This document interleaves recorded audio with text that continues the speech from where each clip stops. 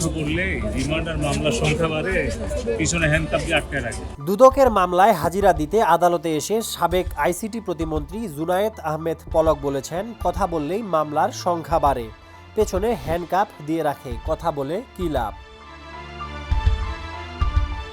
সোমবার দুর্নীতি দমন কমিশনের করা জ্ঞাত আয় বহির্ভূত সম্পদ অর্জনের অভিযোগে করা মামলায় হাজিরা দিতে এসে সাংবাদিকদের উদ্দেশ্যে এসব কথা বলেন তিনি। এদিন বেলা 1:50 দিকে তাকে ঢাকা মহানগর দায়রা জজ আদালতে উপস্থিত করে হাজতখানায় রাখা হয়।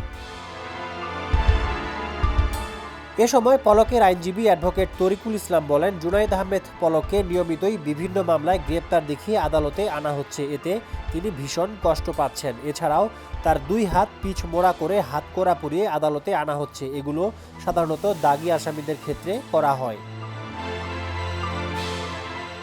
প্রিজন ভ্যানে থাকা অবস্থায় লোহার জানালার কাছে গিয়ে হাতের ইশারায় হাসি মুখে সালাম দেন পলক। এরপর উপস্থিত সাংবাদিকদের বলেন, কথা বললে মামলা ও রিমান্ডের সংখ্যা বাড়তে থাকে, কথা বলে কী লাভ, আমার জন্য দোয়া করবেন।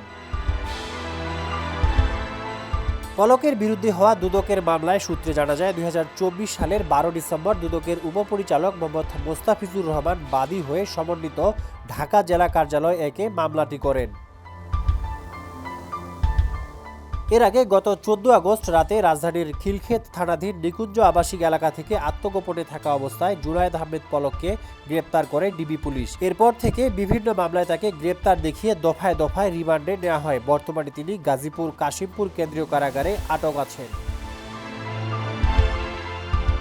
ডেস্ক রিপোর্ট, সমকাল।